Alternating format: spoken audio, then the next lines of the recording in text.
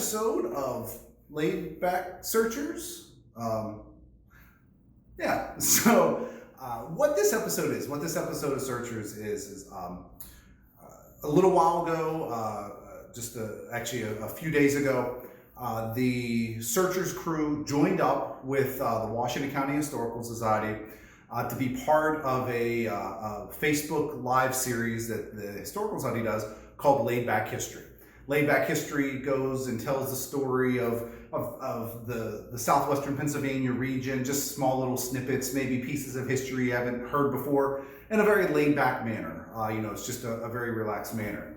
So what happened was we decided to kind of team up and do an episode of Laid Back History that was a live dig by the Searchers crew. So the guys went out and detected a little bit ahead of time, about an hour ahead of time, had some holes that they just left. As soon as they got close to finding it, they left the stuff in the hole. And then as we were doing the Laid Back History show, when it got time, we went and actually did a live, on-air live of what the guys were finding, what Brian and Rich were finding. It went over really well. There was a huge number of views on it. People really liked it and actually asked us to do it again. So we probably will be doing it, but we decided to take what we did for Laid Back History and go ahead and post it as part of our Searchers YouTube as well. And so that's what this episode is. So you're going to see some new things that we found at the Lemoyne Crematory. So it's going to be our third time up there. Then you're also going to see some clips from the first and second time we were there that we aired as part of Laid Back History in case people didn't see that. So there were some really nice finds. And we wanted to make sure that you guys, our Searchers subscribers and fans of the show got to see it as well. So hope you enjoyed this episode of Laid Back Searchers.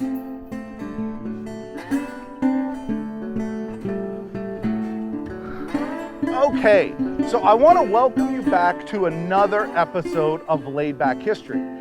Now this one is going to be a little bit different. So I know we talked about that we are going to do the episode on historical markers of Washington County, and I'm actually tying in Greene County a little bit in those, but I need some more time to get that episode ready. I wanted to get to some more of the markers, and I just haven't been able to travel around as much as I wanted. So we're going to put that off till next week. So what I decided to do this week is, I was looking outside today and I was trying to figure out what I wanted to do. God, it's a beautiful day today, and I thought, how cool would it be to get outside and the guys from Searchers, Brian and Rich. Rich is over here. You can see he's doing his reverse dad pose. That's how he likes to pose when we're filming. I'm not real sure why. And then back over here we have Brian. Say hi, Brian. So Brian. So Brian's actually looking at the camera. So those guys are actually doing a dig, and I thought, well, how cool. Why don't I bring the camera up here and let you see live them doing detecting around the Lemoyne Crematory. So we're going to show some of the stuff that they found. They've been up here for a little while, so they've got a few holes that are already dug that they just kind of left the stuff in the ground. And when I get done telling some history, we're going to go around and see what they found.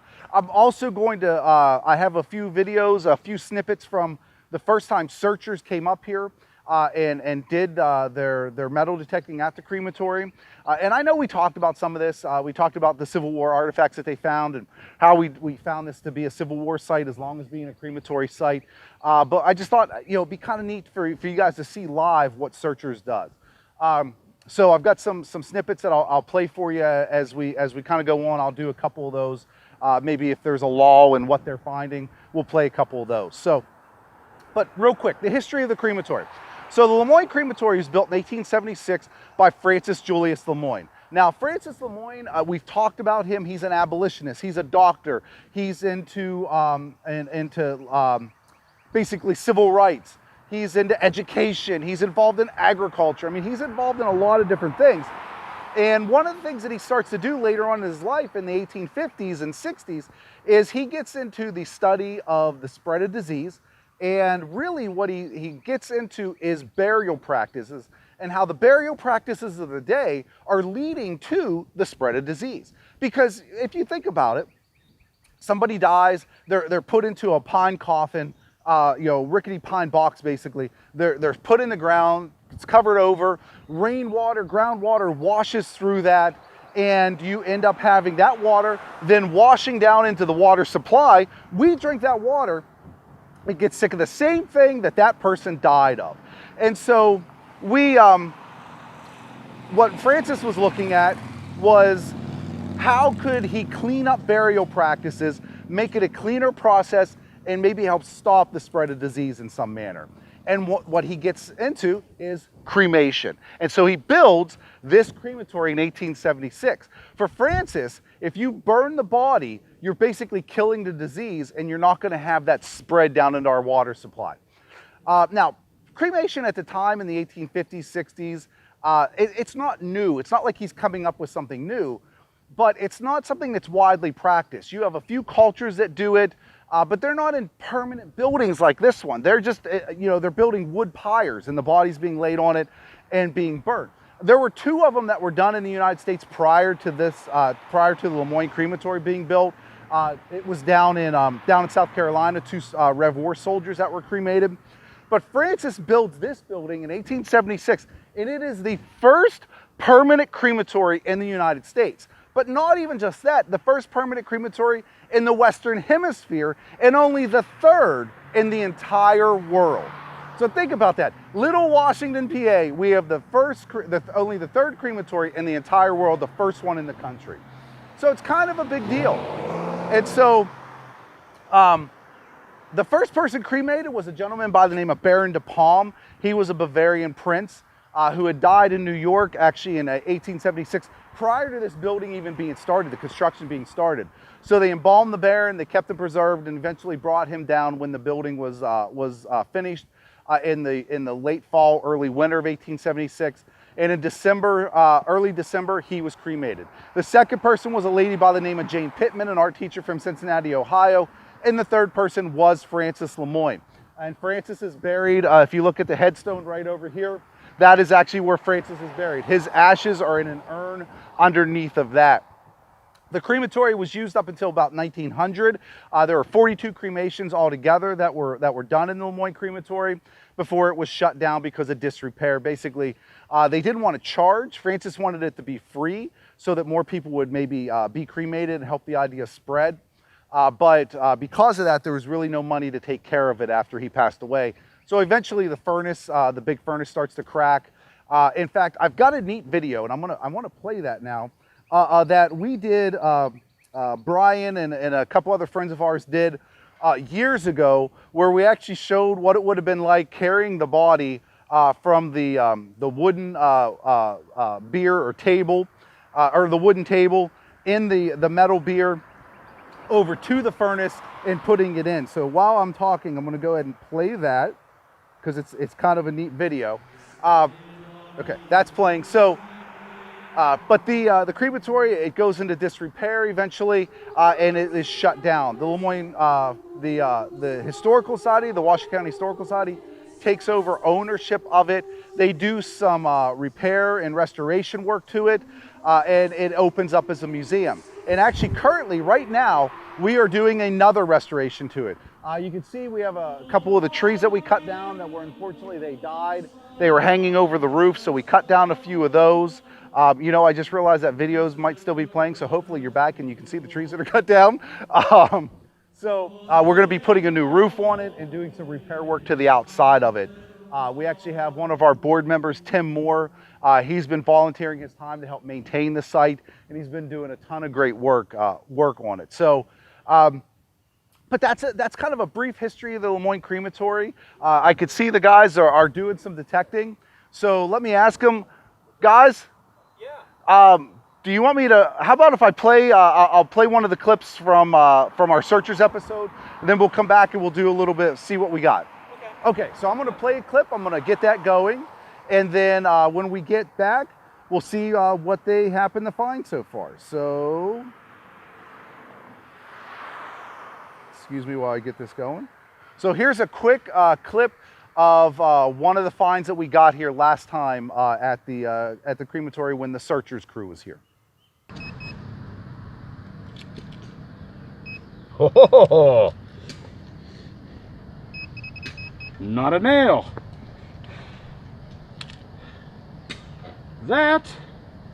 If I had to guess, obviously a buckle, that would be from a pair of late 18th century knee breeches, or early 19th century knee breeches.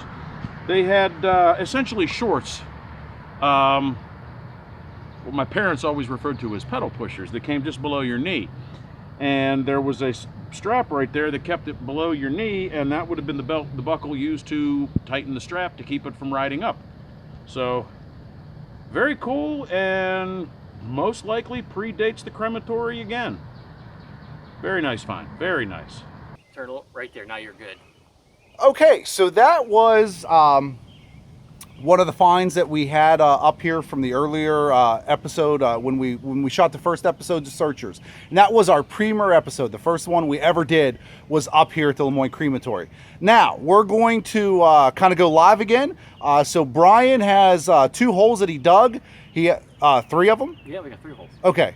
Well, let's do 2 right now. Okay. Okay, so we're going to do 2 holes right now. We'll see what we've got. And then maybe show another clip. There's another clip from from the previous episode we're gonna look at. So I'm gonna turn you around and okay. So say hi, Brian. Hi, everyone. Searchers right here. Hey, yeah, we're doing this a little different than we typically do. You know, we're gonna walk to each of the holes that we found here. We're kind of digging them up and wait until we get a bunch of them to just kind of go around. But just so that you know, how we do this is, you know, we've been up here so many times before with different machines. But here's the thing, even walking it a little bit different, running it in a different mode, especially with this one here, it'll actually tone in, it'll tune in on different targets, making them different types of metals and stuff. So that's what I'm doing. I'm working in a mode I typically don't work in. And I found some interesting things. So the first one is, let me see here. I think it's right down in here. Ah, yeah, there it is. So this is pretty cool. I mean, it looks like some kind of a scutcheon plate. Let me just rub it a little bit here and see. Yeah, I would say it's probably for a piece of furniture, especially with the two points there, either for nails or it could have been for a screw or something like that. But it's interesting that we're finding that up here, right outside the crematory. Now, yeah, we have that resonance that's over there, but I mean, this looks old enough to be something Victorian. So that's kind of neat. What's the material? I would say it's either copper or brass, you know, just by looking at it. A lot of times, you know, it could be either copper or brass and they could be plated, Okay. you know, but it doesn't look like it has any plating on it. So we'll leave that one here and we'll come back and map that. Let's go to the second one I got over here by the tree.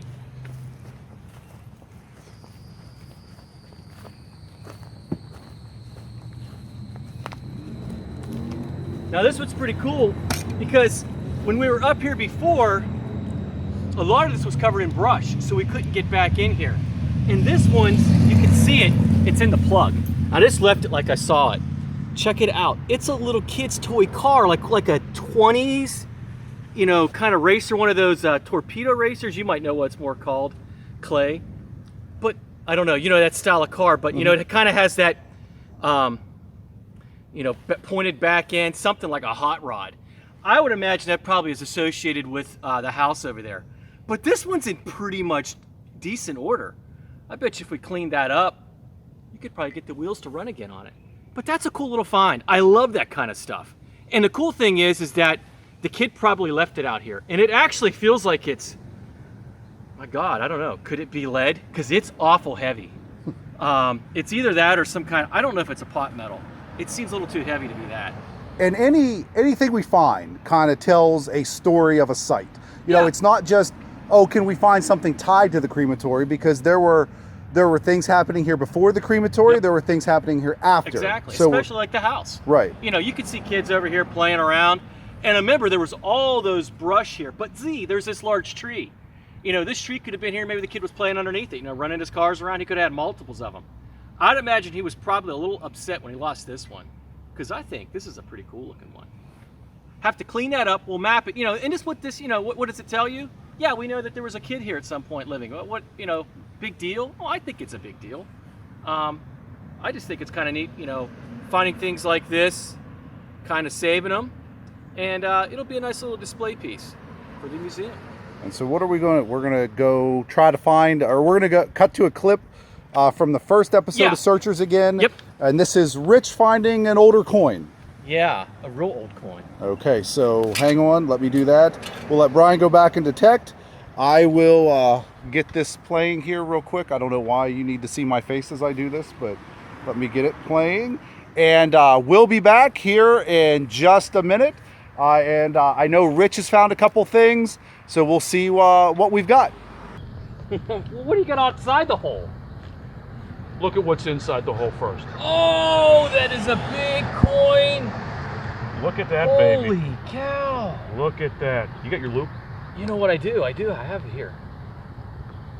You know what? Oh, you know what? It's just about in line where I found that large coin that I found, that 1835. I mean, there might be something up with this. Maybe this is the old road right through here. Well, I can't tell what it is. See if you can. My first thought was I had a large cent. You know, it was really slick, but it looked like I could see maybe an E and a D, and I thought it might have said United. It was hard to read. It was very hard to It read. was very hard to read.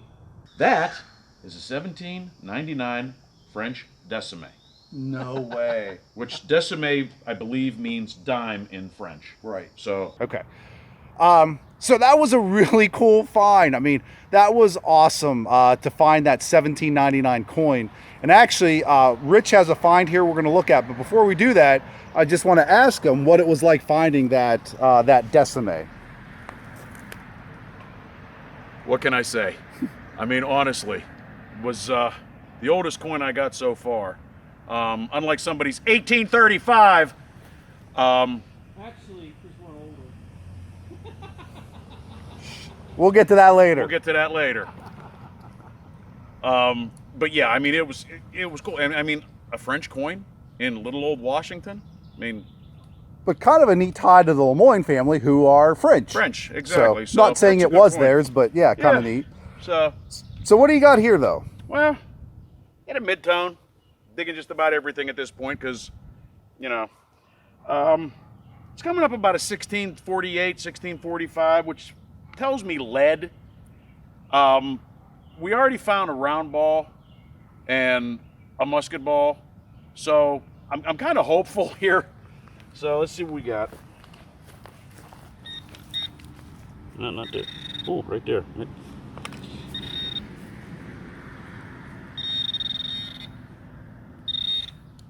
No, it's lead. Unfortunately, it's modern lead.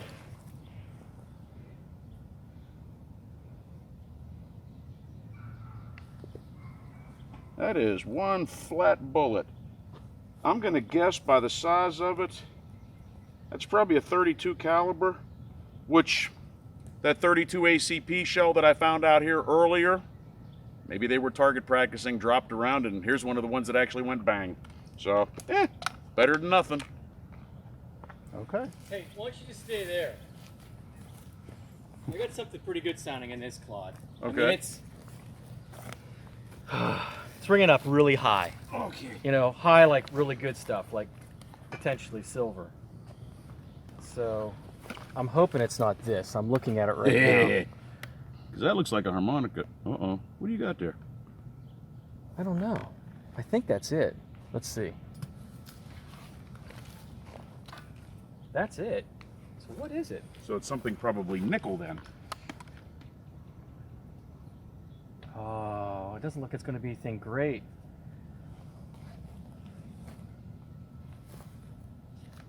I don't know.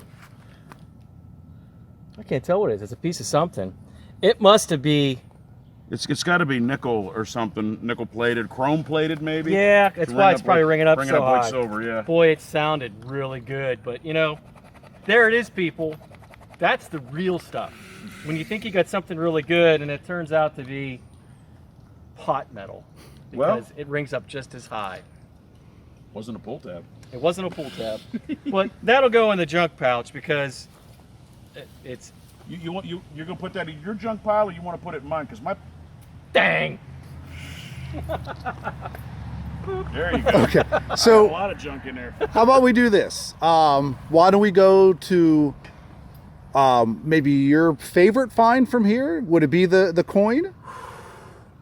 No, you know what? I'm gonna tell you what I think my favorite. Okay, yeah, that coin is really cool, but I think my favorite find from up here. It's 1835. We'll show that video here. That was the oldest coin that I'd found to date.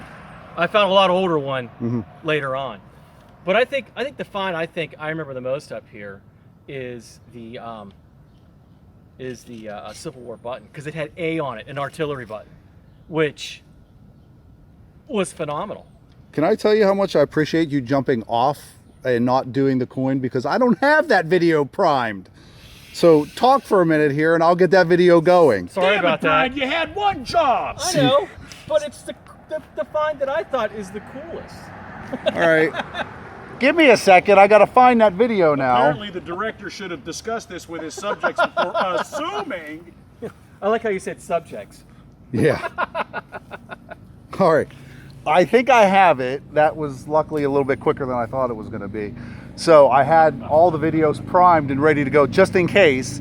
So let's see. Okay. So here is the artillery button from Brian. Jerk.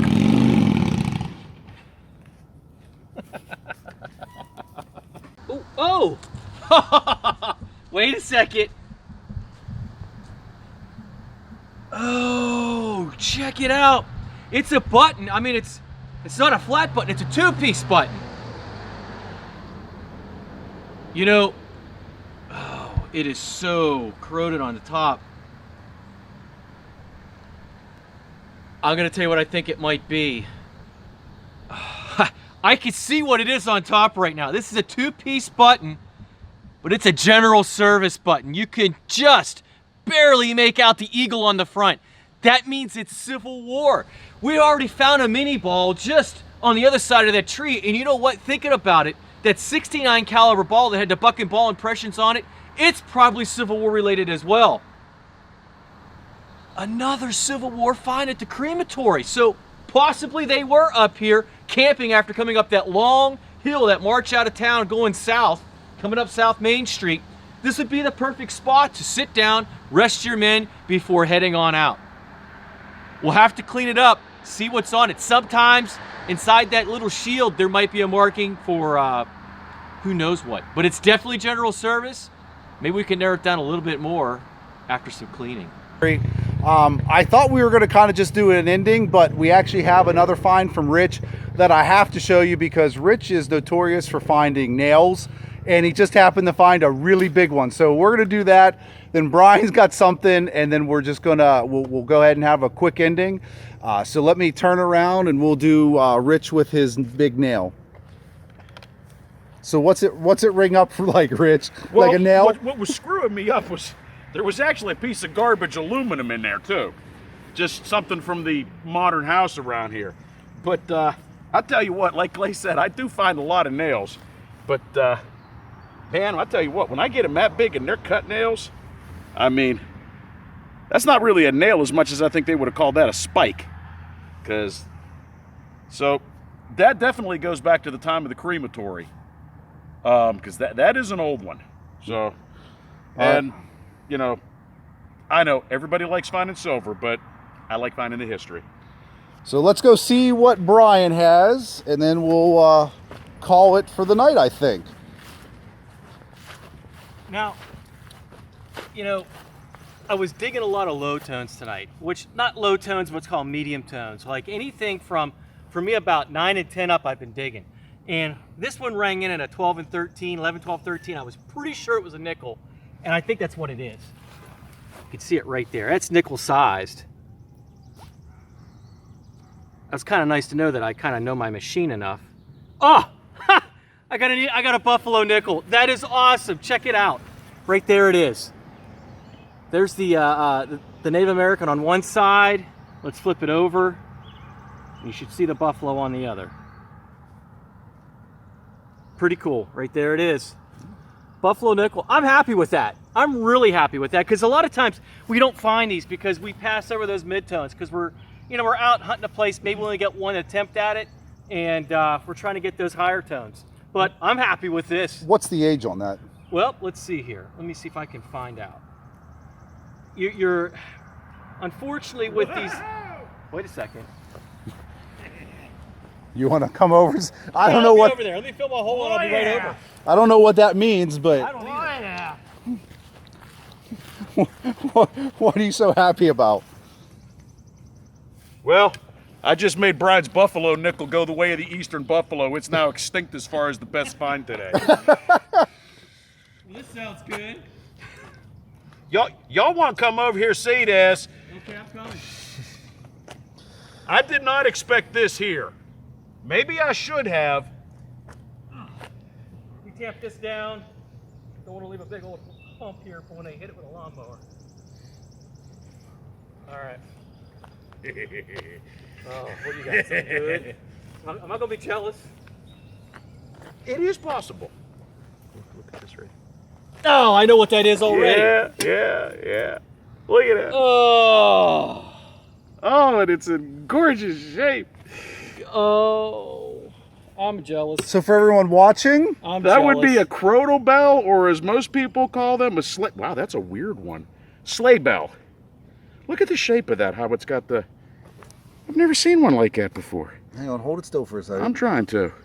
Are you? Turn it around. Let's see it. Spin it.